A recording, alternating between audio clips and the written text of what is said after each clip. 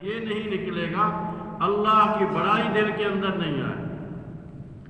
اس لیے صوفیاء کہتے ہیں کہ اللہ تعالیٰ فرماتے ہیں میں زمین آسمان میں نہیں سماتا، میں تو مومن کے دل میں سماتا ہوں. لیکن ہمارا دل خالی ہو اللہ کے غیر سے تبھی اللہ آئیں گے. تو انبیاء علیہ الصلوۃ والتسلیمات نے آ کر انسانوں کے دلوں پر محنت کی. یا کہتے ہیں کہ آذان میں 4 دفعہ اللہ اکبر ہے، تو اس کے اندر 4 بڑے جو ہے وہ شعبے ہیں، ان کی نفی کی گئی ہے. ایک ہے تجارت کا، اللہ اکبر، ارے تاجروں تمہاری تجارت چھوٹی، تمہاری منڈیاں چھوٹی، تمہارے جو ہے وہ کاروبار چھوٹے، سب کو چھوڑو، اب اللہ کے گھر کے اندر آؤ. اور یا پھر زمیندارہ ہے، ارے زمینداروں تمہارے فصل چھوٹے، تمہارے لہلہاتے باغات چھوٹے اور تمہاری زمینیں چھوٹی، اللہ اکبر، اللہ بڑے ہیں، سب کو چھوڑو اور مسجد کے اندر آؤ. اور یا بڑے کارخانے والے ہیں، ارے کارخانے والوں، صنعت والوں، تمہاری فیکٹریاں، تمہارے کارخانے، یہ تمہاری ملیں سب چھوٹی ہیں، اللہ اکبر، اللہ بڑے ہیں، اللہ کے گھر کے اندر آؤ. یا عہدے ہیں، ارے صدر صاحب، وزیر صاحب، گورنر صاحب، تمہارے سب عہدے آفس سب چھوٹے ہیں، اللہ بڑے ہیں، اور سب کو چھوڑو اور اللہ کے گھر کے اندر آؤ. سب کو دعوت دی گئی ہے، بلایا گیا ہے کہ سب کو چھوڑو اور اللہ کے گھر کے اندر آؤ. تو اللہ کی بڑائی ہمارے دلوں میں بیٹھے. یہ جو دعوت کی محنت ہے، انبیاء علیہ السلام کی بنیادی محنت ہے، وہ لوگوں کے دلوں کے اندر اللہ کی ذات و صفات کا یقین اترنا ہے. جب یہ یقین اتر جائے گا پھر آدمی کے اعمال درست ہو جائیں گے، پھر آدمی کو جو ضرورت پڑے گی اللہ سے مانگے گا، اللہ کی طرف اس کا دھیان ہوگا. پھر وہ لوگوں کی زمینوں پر قبضے نہیں کرے گا، لوگوں کے مال پر قبضے نہیں کرے گا. وہ سمجھے گا کہ سب کچھ اللہ کے قبضے میں ہے. ہماری یہ دعوت کی محنت ہے. ہمارے حضرت عبدالوہاب صاحب رحمۃ اللہ علیہ فرماتے تھے، یہ جو ہماری محنت ہے، ہم لوگوں کو اللہ کی طرف بلا رہے ہیں، ہم خود بھی اللہ سے جوڑ رہے ہیں اور پوری امت کو اللہ کے ساتھ جوڑ رہے ہیں. ہم کوئی اپنی جماعت نہیں بڑھا رہے، ہم کوئی اپنے افراد نہیں بڑھا رہے، ہم کوئی اپنا وہ کارکن نہیں بڑھا رہے، ہم خود اللہ کی طرف جا رہے ہیں، اللہ سے جوڑ رہے ہیں اور پوری انسانیت کو اللہ کے ساتھ جوڑنا چاہتے ہیں کہ اپنے خالق اور مالک کو راضی کرو. اور اللہ راضی ہو گئے، دنیا بھی بن جائے گی، آخرت بھی بن جائے گی.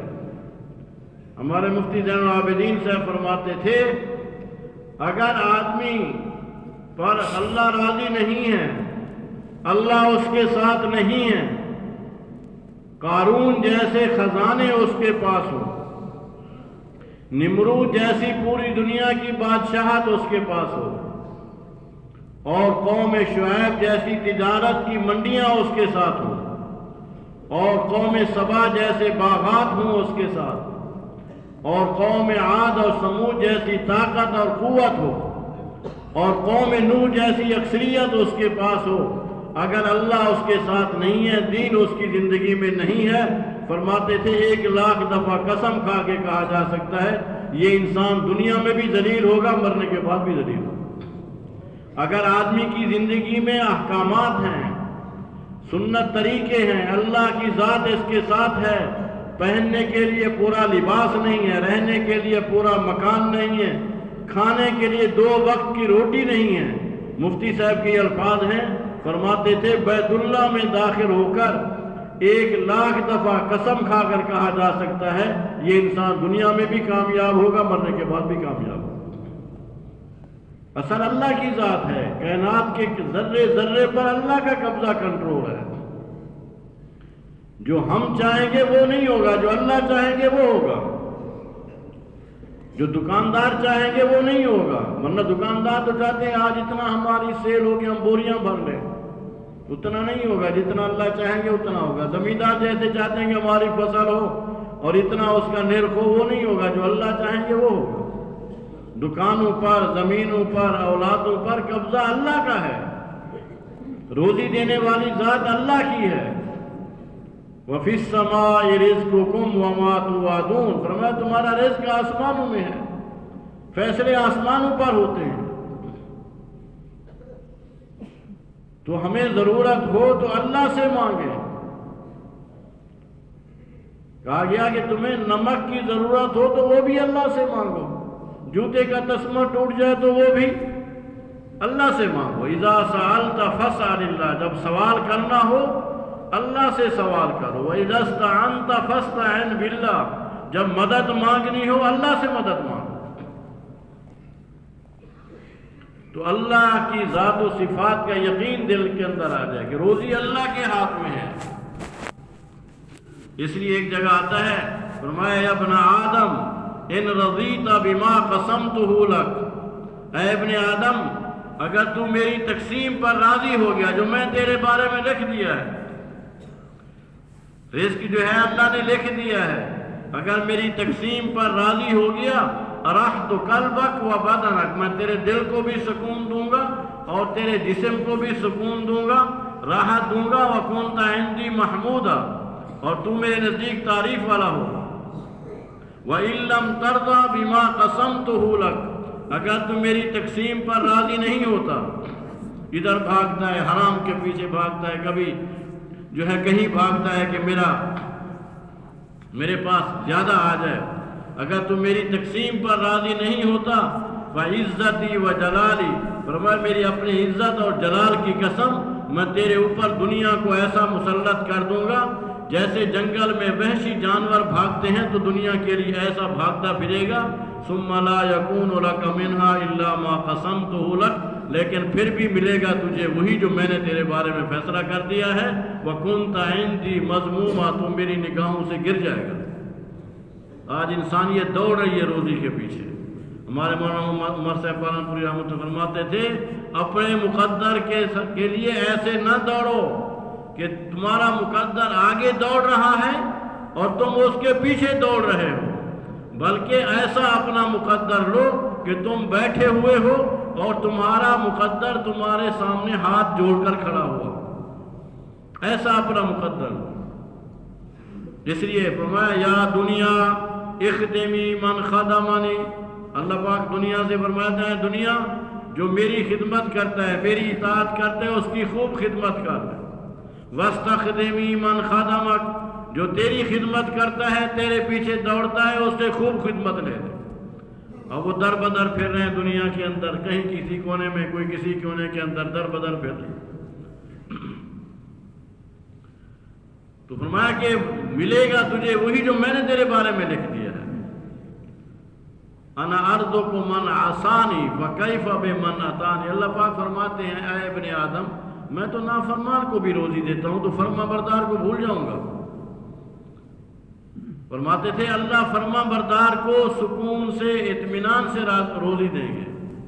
وہ مثال دیتے تھے جیسے آدمی کی اپنی مرغی ہے، اس کو دانے ڈالنے ہیں تو کتھے ایک مٹھی بھر کر رکھ دے گا، وہ مرغی آرام سے چگ لے گی، اور دوسرے کی مرغی ہے اس کو بھی وہی مٹھی ڈالنی ہے تو اس کو چھٹا دے دے گا، وہ مرغی ادھر بھاگے گی کبھی ادھر بھاگے گی۔ اللہ تعالیٰ فرما بردار کو ایسے کٹھی روزی دے دیں گے اطمینان سے، اور نافرمان بھاگتا پھرے گا، کبھی کسی ملک میں، کبھی کسی شہر میں، کبھی کسی جگہ، فرما بردار کو اللہ تعالیٰ ایسے کٹھی روزی دے دیں گے۔ اور فرمایا اے ابن آدم میں نے زمین آسمان پیدا کیے تو نہیں تھکا، کیا تجھے ایک روٹی دیتے ہوئے تھک جاؤں گا میں؟ اور ایک جگہ فرمایا لی علیک فریضہ ولک علی رزق، اے ابن آدم میرے فرائض تیرے ذمے ہیں اور تیری روزی میرے ذمے ہے، روزی میں نے دینی ہے، میرے احکامات ہیں، فرائض ہیں۔ فَإِنْ خَالَفْتَنِي فِي فَرِيضَتِي، اگر تو مخالفت کرتا ہے، میرے احکام کو پورا نہیں کرتا تو تو مخالفت کر لے۔ وَلَمْ أُخَالِفُكَ فِي رِزْقِكَ، میں مخالفت نہیں کروں گا، میں تجھے روزی دوں گا۔ جو تیرا مقدر ہے اللہ نے روزی دینی ہے، نافرمان کو بھی دے رہے ہیں، کافر کو بھی دے رہے ہیں، زہریے کو بھی دے رہے ہیں، ہندو اور سکھ اور چوڑے اور چمار کو بھی اللہ روزی دے رہے ہیں، اللہ کا وعدہ ہے۔ اور پھر اللہ تعالیٰ فرمایا کما لا اطالبک بعمل غد فلا تطالبنی برزق غد۔ اے ابن آدم، جب میں تیرے سے کل کے عمل کا مطالبہ نہیں کرتا آج، کیونکہ اللہ نے ہمیں کہا کہ کل کی نمازیں آج پڑھو، آنے والے رمضان کے روزے ابھی رکھو، اللہ پاک فرماتے ہیں جب میں نے تیرے سے کل کے عمل کا مطالبہ نہیں کیا تو تم میرے سے کل کی روزی کا مطالبہ کیوں کرتا ہے؟ ہمارے تو گھر میں سال کی گندم بھی ہوتی ہے، اناج بھی ہوتا ہے، لیکن پھر بھی ہمارا دل جو ہے نا وہ دھڑک رہا ہوتا ہے کہ پتہ نہیں کیا بنے گا۔ سال کی روزی رکھی ہوئی ہے اور پھر بھی جو ہے ہمارے حاجی عبدالوہاب صاحب رحمۃ اللہ علیہ یہاں آئے برآمدے میں، وہ کھڑا ہوتا تھا تو فرمانا کہ یہ خانپور والے کہتے ہیں کہ ہم غریب ہیں، حالانکہ ان کے پاس اتنا ہے اگر ایک سال بھی نہ کمائیں تو پھر بھی بیٹھ کر کھا سکتے ہیں، کیونکہ یہ جو کرونا کی وبا آئی تھی کام نہیں تھا، پھر روٹی کھا رہے تھے کہ نہیں کھا رہے تھے، پھر بھی اللہ تعالیٰ دے رہے تھے۔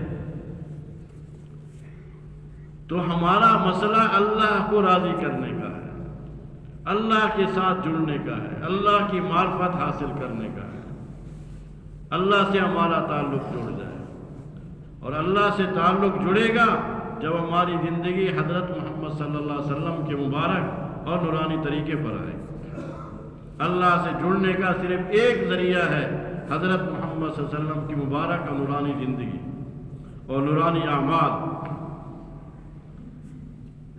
سر کے بالوں سے لے کر پاؤں کے ناخن تک، طہارت سے لے کر معاملات، معاشرت، اخلاق، قضاء، سیاست تک پوری زندگی حضرت محمد صلی اللہ علیہ وسلم کے مبارک طریقے پر۔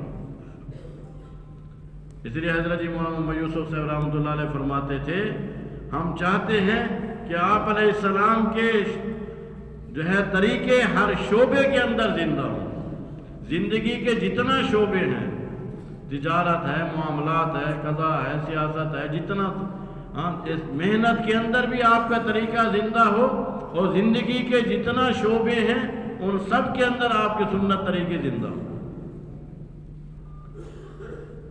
تو ہر آدمی اپنی زندگی کا خود ہی موازنہ کرے، محاسبہ کرے کہ میری زندگی سنت کے مطابق کتنا ہے۔ ایک گزارش ہے کہ بھئی یہ پیچھے جو ہمارے احباب بیٹھے ہوتے ہیں نا، یہ تھوڑا سا آگے حرکت کر لیں۔ بعض دفعہ یہ بھی دیکھنے میں آتا ہے کہ موبائل چلا رہے ہوتے ہیں، ادھر سے آئے ہیں یہاں مرکز میں بیان سننے کے لیے اور پیچھے سے اپنے موبائل چلا رہے ہوتے ہیں۔ یہ بڑی خطرے کی چیز ہے بھائی، اپنا نقصان کر رہے ہیں۔ جس مقصد کے لیے ہم آئے ہیں، وہاں سے گھر کو چھوڑا ہے، اپنے کاروبار کو چھوڑا ہے، تو جس مقصد کے لیے ہے اسی مقصد کے اندر ہم لگے۔ نفس شیطان ہمارے ساتھ ہے، وہ ایسے موقع پر بھی آدمی کو جو ہے نا وہ بات نہیں سننے دیتا۔ تو اس لیے گزارش ہے ایک تو جو پیچھے بیٹھے ہیں وہ مجمع کے ساتھ جڑ جائیں، اور یہ اللہ اور اللہ کے رسول کی بات ہو رہی ہو، پھر آدمی اپنے اس موبائل میں لگا رہیے، اللہ اور اللہ کے رسول کی بات کی ناقدری ہوتی ہے، پھر آدمی کے محروم ہونے کے اسباب پیدا ہو جاتے ہیں۔ تو اس لیے ہم جس مقصد کے لیے آئے ہیں اسی مقصد کے اندر رہیں، اور اپنے موبائل کو بند کر دیں۔ پہلے تو لے کر نہ آئیں، حضرات کہتے ہیں، لیکن لے کر آئیں تو ان کو بند رکھیں بھائی اتنی دیر۔ یہ قبر میں موبائل تو ہمیں کام نہیں آئے گا، یہ اللہ اور اللہ کے رسول کی بات سنی ہوئی عمل میں آگے دے، یہ ہمیں قبر کے اندر کام آئے گی۔ تو اس لیے بھائی ہماری زندگی سنت کے مطابق ہو۔ دیکھو یہ سارے رشتے ختم ہو جائیں گے، یہ دکاندار ہے، یہ ذمہ دار ہے، یہ ملازم ہے، یہ باپ ہے، یہ خاوند ہے، اور یہ بیٹا ہے، یہ بھائی ہے، اور یہ فلاں قوم کا ہے، یہ فلاں قوم ہے، یہ فلاں صدر ہے، یہ سب رشتے ختم ہو جائیں گے۔ موت پر صرف ایک رشتہ باقی رہے گا کہ ہم اللہ کے بندے ہیں اور حضور اکرم صلی اللہ علیہ وسلم کے امتی ہیں۔ یہ رشتہ موت پر بھی ہے، قبر میں ہے، قیامت میں ہے، اور جنت کے اندر ہمیشہ یہ رہے گا۔ تو ہم اللہ کو راضی کریں اور سنت طریقے پر زندگی گزاریں۔ آپ علیہ السلام نے دین کے لیے کتنا قربانیاں کی، ہمارے تک دین پہنچانے کے لیے کتنا اپنے جان کو لگایا، مال کو لگایا، اپنے راحت و آرام کو لگایا کہ میری امت جو ہے نا کامیاب ہو جائے۔ تو اس لیے آپ کی ایک ایک سنت پر ہم عمل کریں۔ ہر آدمی خود ہی اپنا موازنہ کرے، محاسبہ کرے کہ میری زندگی سنت کے مطابق کتنا ہے۔ علماء کرام سے پوچھ لیں کہ میں یہ کام کرتا ہوں، یہ سنت کے مطابق ہے کہ نہیں۔ دیکھو یہ سنت طریقے ہمیں کام آئیں گے آخرت کے اندر۔ اور دیکھو موت کا کوئی پتہ نہیں ہے، کس وقت آدمی کی موت آ جائے۔ آج کل تو حادثات بھی ایسے ہوتے ہیں، پتہ ہی نہیں چلتا آدمی کا، صبح کا نکلا ہوا شام کو گھر ہی نہیں پہنچتا۔ تو کم از کم بھائی جب ہم دنیا سے جائیں تو ہماری شکل تو سنت طریقے کے مطابق ہو، اسلام کے مطابق ہو، ہمارا چہرہ سنت کے مطابق ہو، ہمارا لباس سنت کے مطابق ہو۔ ہر آدمی اپنی زندگی کا موازنہ کرے، محاسبہ کرے۔ موت کا کوئی پتہ نہیں کہ بھئی یہ کس وقت موت آ جائے اور آدمی سنتوں کو مٹاتا ہوا، ذبح کرتا ہوا دنیا سے چلا جائے۔ ہمارے مولانا محمد پارن پوری رحمۃ اللہ علیہ فرما رہے تھے کہ آپ علیہ السلام طائف میں تشریف لے گئے، آپ کو پتھر مارے، خون مبارک نکلا اور تکلیفیں پہنچائیں۔ فرما رہے تھے کہ جب یہ واقعہ ہم سنتے ہیں تو ہمیں تکلیف ہوتی ہے کہ کافروں نے ہمارے نبی کے ساتھ یہ کیا، اور ہونی بھی چاہیے۔ لیکن فرمانے لگے کہ جس دین کی خاطر، جس سنتوں کی خاطر آپ وہاں پر گئے، آپ کو تکلیفیں دی گئی، وہی سنت طریقے، وہی آپ کا دین آج مسلمان کے کاروبار میں آتا ہے۔ تو مسلمان کہتا ہے تو مسجد میں چلا جا، یہ تو میرا کاروبار کا اڈا ہے، یہاں تو میں بازار کو دیکھ کر چلوں گا۔ اور وہی وہ سنت طریقے آپ کے ہماری شکل صورت میں آتے ہیں تو ہم کہتے ہیں یہ تو ہماری سوسائٹی کا معاملہ ہے، ہم لوگوں کو دیکھیں گے جیسے لوگ کرتے ہیں۔ اور پھر وہ آپ کے سنت طریقے شادی میں آتے ہیں، غمی میں آتے ہیں تو ہم کہتے ہیں یہ تو ہمارے خوشی کا موقع ہے، یہ تو ہماری برادری کی رسمیں ہیں، غم کا موقع ہے۔ تو مولانا بڑے درد بھرے الفاظ میں فرما رہے تھے کہ جب آپ کے سنت طریقے ہم نے کاروبار سے نکال دیے، شکل و صورت سے نکال دیے، شادی غمی سے ان کو دھکا دے دیا، تو اللہ نے بھی طے کر دیا مسلمانوں تم دنیا میں دھکے ہی کھاتے رہو۔ اس وجہ سے مسلمان دھکے کھا رہے ہیں، جگہ جگہ پریشان۔ تو ہم سنت طریقے پر اپنی زندگی کو لائے، اپنے گھروں کا ماحول سنت کے مطابق۔ ہمارے حضرات فرماتے ہیں ہم ہر گھر مسلمان کا حضور صلی اللہ علیہ وسلم والی پاکیزہ معاشرت کے ساتھ مزین ہو۔ گھر کے اندر جو ہے نماز ہو، گھر کے اندر قرآن کی تلاوت ہو، تعلیم کا حلقہ ہو گھر کے اندر، اور پھر مستورات پردے کے ساتھ باہر نہ نکلیں تو پردے کے ساتھ نکلیں۔ شادی ہو تو سنت کے مطابق ہو، سادے طریقے پر شادی کریں۔ آپ علیہ السلام نے شادیاں کیسے کی ہیں؟ اپنی شادیاں، بیٹیوں کی شادیاں، صحابہ کی، صحابیات کے نکاح ہوئے، کیسے ہوئے؟ علماء کرام سے پوچھیں، سادے طریقے پر۔ میں اعظم النکاح برکتاً ایسرہ معونہ، بابرکت نکاح وہ ہوتا ہے جو ہلکا پھلکا ہو، جس کے اندر لمبے چوڑے خرچے نہ ہوں۔ اور فرماتے تھے مولانا محمد الیاس صاحب رحمۃ اللہ علیہ فرماتے تھے اگر شادی کرنی ہے 3 نکتے اڑا دو گے نا تو وہ 3 لاکھ روپیہ تمہارا بچ جائے گا۔ شادی کی بجائے کیا کر لو؟ شادی کر لو، شادی کی بجائے۔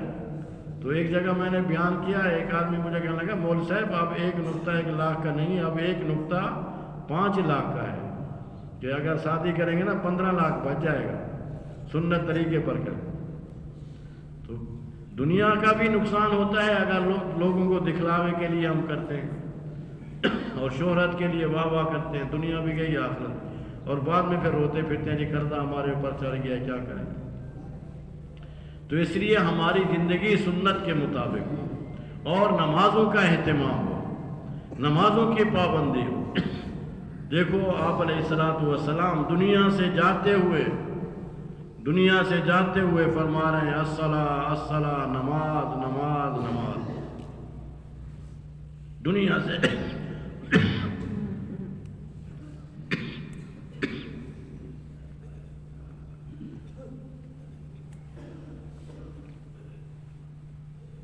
اور اذان ہوتی ہے ہمارے بازاروں میں فرق ہی نہیں پڑتا کہ اذان ہو گئی ہے۔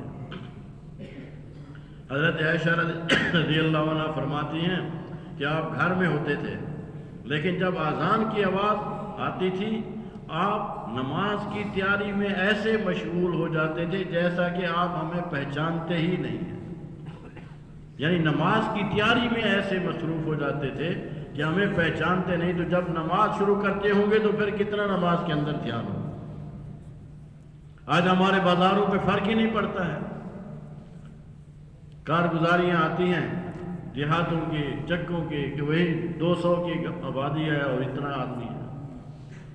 اب الحمدللہ یہ تو کوئی سننے میں شروع ہو گیا کہ کوئی گھر ایسے ہیں جہاں پر 100% نمازی ہیں، مرد بھی، عورتیں بھی، بچے بھی، بڑے بھی، چھوٹے بھی۔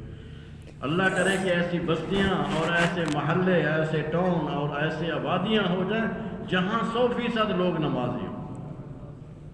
صبح کا وقت دیکھو کتنا مبارک وقت ہوتا ہے، لیکن گلے گلیوں محلے میں سناٹا ہوتا ہے، اٹھ کے نہیں آتا کوئی آدمی، اور آدمی کو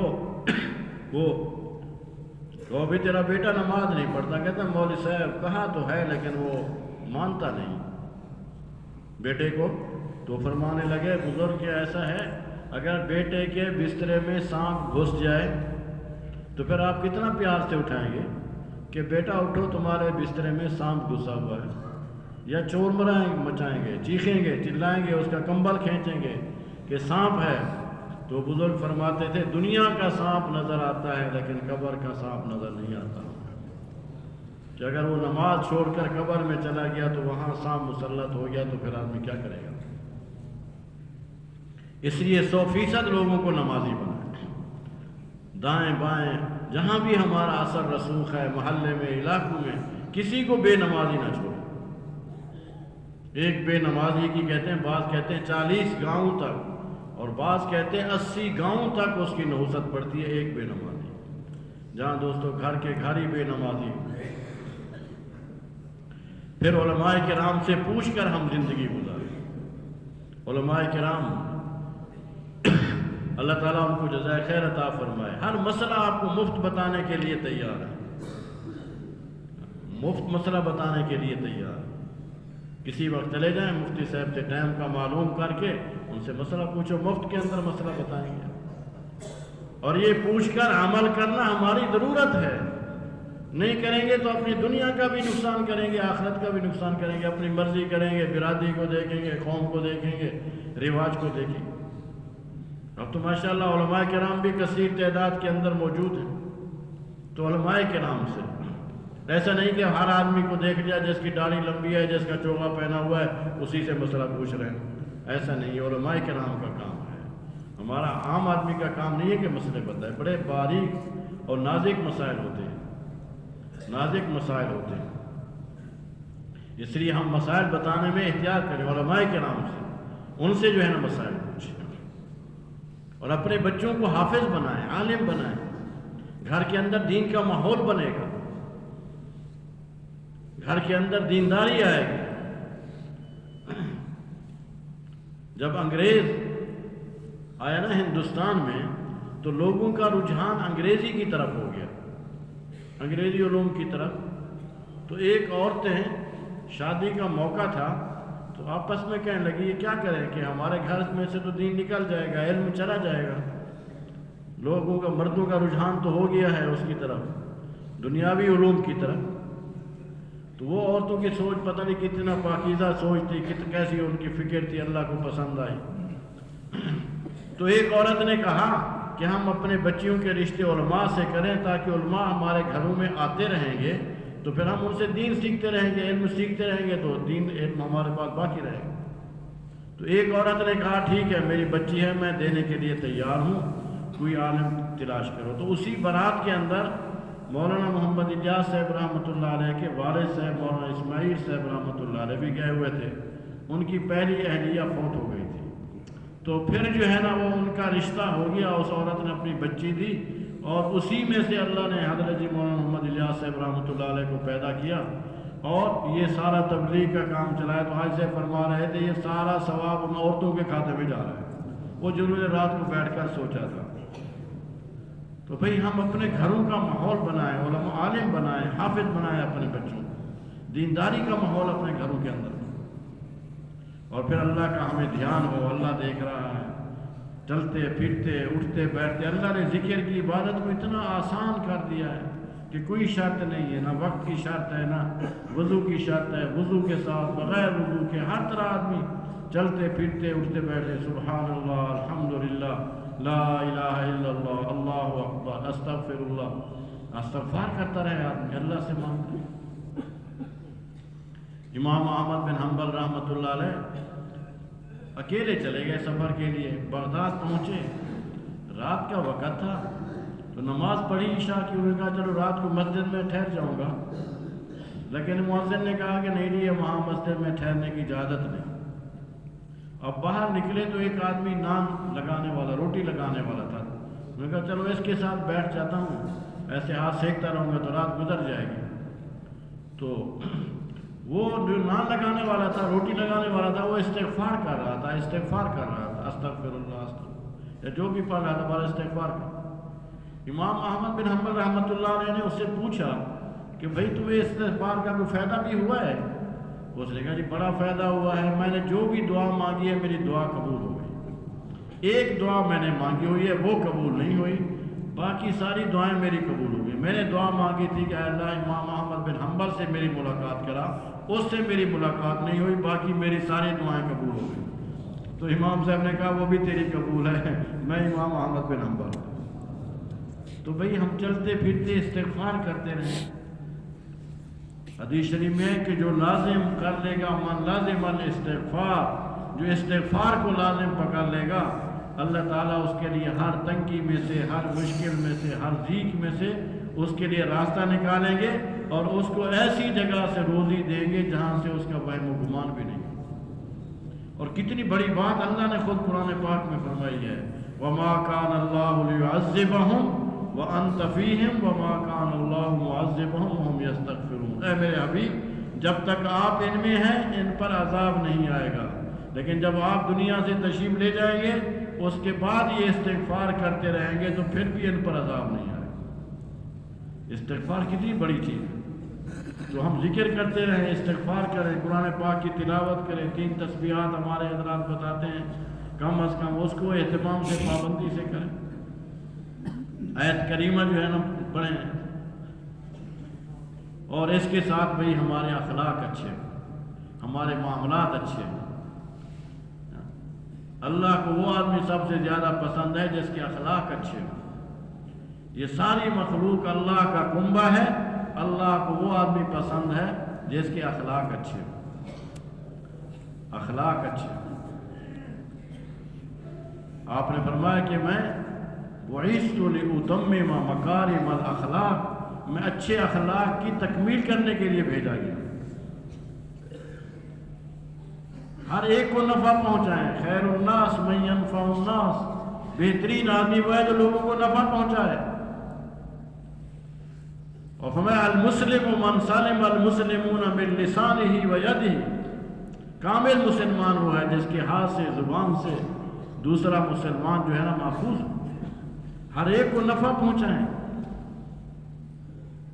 معاف کرنا، کئی سال پہلے کی بات ہے، ایک جماعت ہمارے پاس آئی تھی پشاور کی، اس میں ایک ڈاکٹر صاحب تھے، تو فرمانے لگے کہ محنت نہ ہونے کی وجہ سے، ماحول نہ ہونے کی وجہ سے، جو جہاں پر بیٹھا ہوا ہے، کوئی تجارت کر رہا ہے، کوئی جو ہے نا وہ کسی عہدے پر بیٹھا ہوا ہے، کوئی کسی جگہ، بڑے درد سے انہوں نے کہا کہ جو جہاں پر بیٹھا ہوا ہے بچھو بن کر معاشرے کو ڈس رہا ہے، لوٹنے کے چکر میں ہے کہ میں اس کو لوٹوں، حالانکہ معاملہ تو اللہ کے ساتھ ہے، یہ اللہ کا بندہ ہے اور حضور اکرم صلی اللہ علیہ وسلم کا امتی ہے، میں نے اس کو نفع پہنچانا ہے۔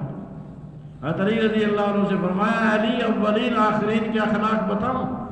عرض کیا ضرور ارشاد فرمایا، فرمایا سلمان کا تعاق، جو تم سے تعلقات توڑے اس کے ساتھ تعلق جوڑو، وعفو عمن ظلمک، جو تم پر ظلم کرے اس کو معاف کرو، وآت من حرمک، جو تمہیں اپنی عطا سے محروم کرے اس کو عطا کرو۔ ایک دوسری روایت میں ہے وَيُحْسِنُونَ مَنْ أَسَاءَ إِلَيْكَ، جو تمہارے ساتھ برا سلوک کرے تم اس کے ساتھ اچھا سلوک کرو۔ تو ہمارے اخلاق اچھے ہوں. دین دنیا میں اخلاق سے جو ہے نا پھیلا ہے، اخلاق سے جو ہے نا پھیلے گا دین. ہمارے معاملات اچھے ہوں، ہم کسی کو تکلیف نہ پہنچائیں، کسی کا حق نہ کھائیں. کہتے ہیں جو آدمی کسی کی ایک بالشت زمین دبا لیتا ہے، قیامت میں 7 طبق زمین کے اٹھا کر اس ظالم کی گردن پر رکھے جائیں گے، جس نے کسی کی ایک بالشت زمین دبا لی. کسی کا حق نہ کھائیں. ہاں، کسی کا حق لینا ہے اس کو معاف کر دو، درگزر کر دو، معاف کر دو. معاملات ہمارے اچھے ہو. واقعہ آتا ہے کتابوں میں کہ ایک آدمی تھا، وہ آدمی کے پاس گیا، یار مجھے پیسے چاہیے 400 درہم جو دینار ہیں. خیر اس نے کہا پیسے دے دیے اور کہا کہ یار کوئی گواہ تو لاؤ. اس نے کہا کفا باللہ شہیدا، میرا گواہ تو اللہ ہے. پھر اس نے کہا چلو کوئی گواہ نہیں ہے تو کوئی وکیل لے آؤ جو تمہاری ضمانت دے دے کہ بھئی یہ میرے پیسے واپس. اس نے کہا کفا باللہ وکیلا، میرا اللہ ہی وکیل. اس نے اس کو پیسے دے دیے اور وہ دریا کے اس طرف رہتا تھا، ایک دوسرا دریا کی دوسری طرف رہتا تھا. یہ طے ہو گیا کہ بھائی میں فلاں تاریخ کو تیرے پیسے لے کر آؤں گا دریا پر، تو آ جانا، پھر میں پیسے آپ کو ادا کر دوں گا. آ گیا، وعدہ آ گیا. اس نے 400 دینار غالباً وہ لیے، دریا پر پہنچ گیا. وہ بھی ادھر سے لینے کے لیے دریا کے پرلے کنارے پر پہنچ گیا، لیکن دریا میں پانی زیادہ ہے تو یعنی نہ یہ ادھر جا سکتا ہے نہ وہ ادھر آ سکتا ہے، کشتی چل نہیں رہی. اب بڑا پریشان کہ بھئی میں نے اس کو پیسے دینے ہیں. وہ آدمی پیسے لینے کے لیے آیا ہوگا. جب دیکھا کہ بھئی کوئی نظام نہیں ہے تو اس نے ایک لکڑی نکالی جس نے پیسے دینے تھے، اس کو اندر سے خالی کیا، کھوکھلا کیا اور وہ 400 دینار یا دینار تھے وہ اس کے اندر بند کر دیا اور پیچھے سے بند کر کے دریا کے اندر ڈال دیا. کہا کہ اے اللہ، اس نے کہا کیا تھا کوئی گواہ لا، تو میں نے کہا کفا باللہ شہیدا. کوئی ضامن لا، میں نے کہا کفا باللہ وکیلا، اللہ ہی میرا وکیل ہے. اے اللہ اب میں تو جا نہیں سکتا، اب یہ تیرے حوالے، تو پیسے اس کے پاس پہنچا دے. اب یہ کہہ کے واپس آ گیا.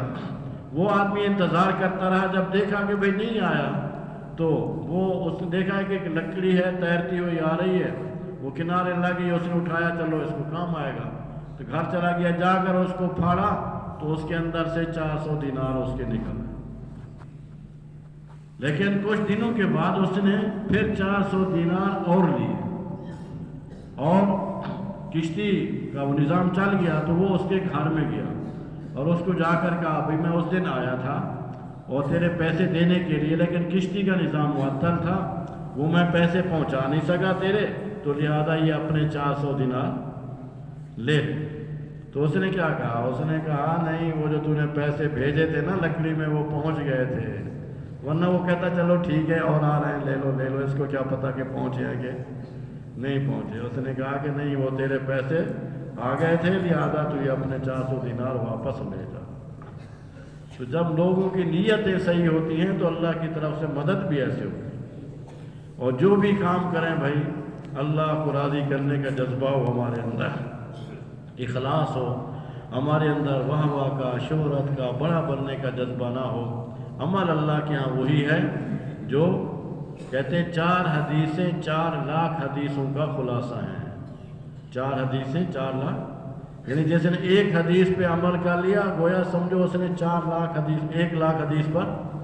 تو ان میں سے ایک ہے انما الاعمال بالنیات، بخاری شریف کی پہلی روایت ہے کہ عملوں کا دار و مدار نیت پر. تو جو بھی نیت کریں اللہ کو راضی کرنے کی کام کریں، کوئی جو ہے اس کے اندر نہ ہو.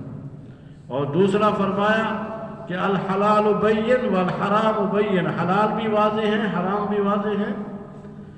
اور کچھ شبہ پڑ جاتا ہے آدمی کو، پتہ نہیں یہ حلال ہے حرام ہے جائز ہے ناجائز. فرمایا جس پہ شبہ پڑ جائے، شک پڑ جائے، اندر دل کے اندر اتھ خود ہو جائے، اس کو چھوڑ دو. یہ بھی 1 لاکھ حدیث پر عمل کر لے. اور تیسرا فرمایا کہ جو آدمی اپنے لیے پسند کرتا ہے اپنے بھائی کے لیے بھی وہی چیز پسند کرے. اور چوتھا فرمایا کہ حدیث من حسن اسلام المرء ترکہ ما لا یعنی، انسان کے اسلام کی خوبی اس میں کہ لا یعنی بیکار باتوں کو چھوڑ دیں، جس میں نہ دنیا کا فائدہ نہ دین کا فائدہ۔ بعض اب ہم بیٹھے ایسے گپے لگاتے رہتے ہیں، اپنا وقت ضائع کرتے رہتے ہیں۔ تو بھائی حضور صلی اللہ علیہ وسلم آخری نبی ہیں، عالمی نبی ہیں، اب آپ کے بعد کسی کو نبوت نہیں ملے گی، تو یہ دین کی محنت کی ذمہ داری اللہ نے اس امت کے ذمہ لگائی ہے۔ اس لیے اللہ تعالیٰ فرماتے ہیں کنتم خیر امت اخرجت للناس، تم بہترین امت ہو، تمہیں لوگوں کے نفع کے لیے نکالا گیا ہے، اور وہ نفع کیا ہے؟ بھلی باتوں کا حکم کرتے ہو، بری باتوں سے روکتے ہو، اور اللہ پر ایمان رکھتے ہو۔ حضرت عمر رضی اللہ تعالیٰ عنہ اس آیت کو پڑھ کر کہتے تھے کہ اس اللہ کی اس شرط کو پورا کرو۔ کیا کہا؟ اخرجت للناس تأمرون بالمعروف، نکلو تم۔ فرماتے تھے اگر اس شرط کو پورا نہیں کرو گے تو پھر قیامت میں اس امت میں نہیں کھڑے ہوگے۔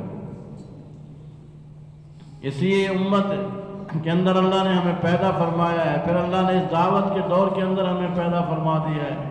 یہ محنت ہمارے دور کے اندر اللہ نے چالو کر دی ہے، پوری دنیا کے اندر محنت ہے، نقل و حرکت ہے پوری دنیا کے اندر، جماعتیں جا رہی ہیں، پوری دنیا سے لوگ یہاں پر آ رہے ہیں، لیکن امت اپنے کام کو بھول گئی، اپنے کام کو بھول گئی، اپنے مقصد کو بھول گئی۔ مولانا منظور احمد نعمانی رحمۃ اللہ علیہ ہندوستان کے ایک بزرگ گزرے ہیں، وہ فرماتے تھے زمین آسمان نے بڑے بڑے حادثے دیکھے، طوفان آئے، زلزلے آئے، سیلاب آئے، لیکن زمین آسمان نے اس سے بڑا حادثہ نہیں دیکھا کہ امت اپنا کام ہی بھول چکی ہو، اپنا مقصد ہی بھول چکی ہو۔ تو اللہ نے امت کو اس محنت کے لیے پیدا کیا ہے، یہ ہماری ذمہ داری ہے اور ہماری سعادت ہے کہ ہم اللہ کے راستے کے اندر نکلیں اور دین کی محنت کریں، ہم اللہ کے پیغام کو دنیا کے اندر پہنچائیں۔ یہ جان مال اللہ نے ہمیں دیا ہے، یہ امانت ہے ہمارے پاس۔ اس لیے حضرت جی فرماتے تھے آج امت اس غلط فہمی میں مبتلا ہے کہ یہ جان مال ہمارا ہے، ہم جہاں چاہیں خرچ کریں، ہمارا نہیں ہے۔ ان اللہ اشترى من المؤمنین انفسهم واموالهم بان لهم الجنہ، فرمایا ایمان والوں کے جان اور مال کو ہم نے جنت کے بدلے میں خرید لیا ہے۔ جہاں پر حضور اکرم صلی اللہ علیہ وسلم نے حضرات صحابہ کرام کا جان مال لگوایا، ہمارے جان مال کے لگانے کا بھی وہی مصرف ہے، ہمیں بھی وہی حکم ہے کہ تم اپنا جان اور مال لگاؤ، اور خوش قسمت ہیں جو اپنا جان مال دین اور دین کی محنت کے تقاضوں پر لگا رہے ہیں، ورنہ آدمی نہ جان کو بچا سکتا ہے نہ مال کو بچا سکتا ہے، مال بھی لگنے والی چیز ہے، وہ بھی کہیں نہ کہیں لگ جائے گا، وقت ہے وہ بھی کسی نہ کسی جگہ آدمی کا لگ جائے گا، لیکن خوش قسمت ہیں وہ لوگ جو اپنا جان مال دین اور دین کی محنت کے تقاضوں پر لگا رہے ہیں، اللہ کے راستے میں لگا رہے ہیں۔ کوئی 3 لاکھ لے کر اللہ کے راستے میں جا رہے ہیں، کوئی 5 لاکھ لے کر ملکوں کے اندر جا رہے ہیں۔ حضرات صحابہ کرام نکلے اور پوری دنیا کے اندر دین پہنچا، اور آج پوری دنیا کے لوگ مدینہ منورہ کے اندر آ رہے ہیں، حج کے لیے، عمرے کے لیے مکہ مکرمہ کے اندر آ رہے ہیں، اور اسی طرح اللہ نے یہ دعوت کی محنت یہاں سے چالو کی، اب پوری دنیا کے لوگ یہاں پر بھی دین کی محنت سیکھنے کے لیے آ رہے ہیں۔ اب دیکھو نا، ابھی ہمارے پاس جبوتی کی جماعت موجود ہے، پیچھے فلسطین کی جماعت ہو کر گئی ہے، اس سے ادھر ہمارے دیہات میں الجزائر کی جماعت موجود ہے، ایسے کتنی ملکوں کی جماعتیں ہیں اور کتنا ملکوں کے لوگ یہاں پر آ رہے ہیں۔ یہ ہمارے ساتھی، ہمارے یہاں والوں نے قربانیاں کی ہیں، پہلے گئے ہیں تو اب وہ لوگ آ رہے ہیں۔ تو اللہ نے یہ دعوت کی مبارک محنت ہمارے ذمے لگائی ہے، اس لیے فرمایا قُلْ هَٰذِهِ سَبِيلِي أَدْعُو إِلَى اللَّهِ عَلَىٰ بَصِيرَةٍ أَنَا وَمَنِ اتَّبَعَنِي، اے میرے حبیب آپ فرما دو یہ میرا راستہ ہے، میں لوگوں کو اللہ کی طرف بلاتا ہوں حکمت اور بصیرت کے ساتھ، میرا بھی آنا وَمَنِ اتَّبَعَنِي، جو میری اتباع کرنے والے ہیں ان کا بھی یہ راستہ ہے۔ تو یہ امت کا کام ہے۔ ہمارے مولانا محمد احمد صاحب رحمۃ اللہ علیہ فرماتے تھے 95% تو امت کہتی ہے یہ کوئی کام ہی نہیں، صحابہ کرام کہتے تھے کام ہی یہی ہے، دین کی محنت کرنا اور اللہ کے پیغام کو دنیا کے اندر پہنچانا، اور یہ امت کہتی ہے یہ کوئی کام ہی نہیں۔ اور باقی فرماتے تھے 3% کہتے ہیں لوگ کام تو ہے لیکن اس طریقے پر ضروری نہیں، کسی طریقے پر دین کا کام کر لو۔ حالانکہ دین مقرر ہے، متعین ہے، دین کی محنت کا طریقہ بھی مقرر ہے، اس لیے اللہ نے سارے انبیاء کو دعوت کے ذریعے سے بھیجا ہے۔ اگر کسی اور ذریعے سے بھی دین آ سکتا ہوتا تو اللہ تعالیٰ کسی نبی کو کسی ذریعے سے بھیجتے، کسی نبی کو کسی ذریعے سے بھیجتے۔ اور باقی 2% یہ تبلیغ والے یہ کہتے ہیں کام بھی ضروری ہے اور اسی طریقے پر ضروری ہے، لیکن یہ اس وقت ضروری ہے جب ہمیں اپنا کوئی کام نہ ہو، ہمارا کوئی دنیا کا کام نہ ہو تو پھر تبلیغ کا کام نہیں بھائی، یہ ہمارا کام ہے، باقی ساری ضرورتیں ہیں، جیسے کھانا پینا نہانا دھونا ہمارا کام نہیں، ضرورت ہے، اسی طرح دکان کرنا، کاروبار ملازمت کرنا، ذمہ دارہ کرنا یہ بھی ہمارا کام نہیں، وہ بھی ضرورت ہے ہماری۔ یہ دین کی محنت یہ ہمارا مقصد ہے۔ اسی لیے حضرت مولانا محمد الیاس صاحب رحمۃ اللہ علیہ فرماتے تھے کہ اللہ تعالیٰ فرماتے ہیں قُلْ هَٰذِهِ سَبِيلِي، آپ فرما دو یہ میرا راستہ ہے، میرا مقصد ہے۔ تو فرماتے تھے آج امت اپنے راستے سے ہٹی ہوئی ہے، اپنے مقصد سے ہٹی ہوئی ہے۔ تو اس لیے بھائی صحابہ کرام مقصد پر تھے، اللہ کی مدد ان کے ساتھ تھی۔ 1,24,000 صحابہ کرام حجۃ الوداع کے موقع پر تھے، کچھ گھروں میں ہوں گے لیکن وہ پوری دنیا پر غالب تھے، حاوی تھے، اس لیے کہ اللہ کی مدد ان کے ساتھ تھی۔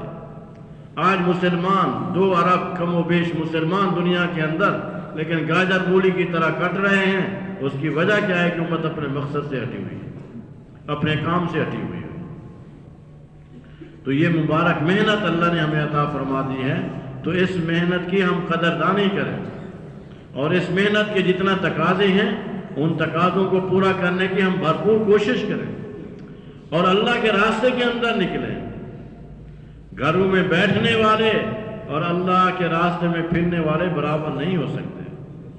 فرمایا اللہ کے راستے میں ایک صبح یا شام کا لگانا دنیا اور جو کوئی دنیا کے اندر ہے اسے زیادہ قیمتی ہے۔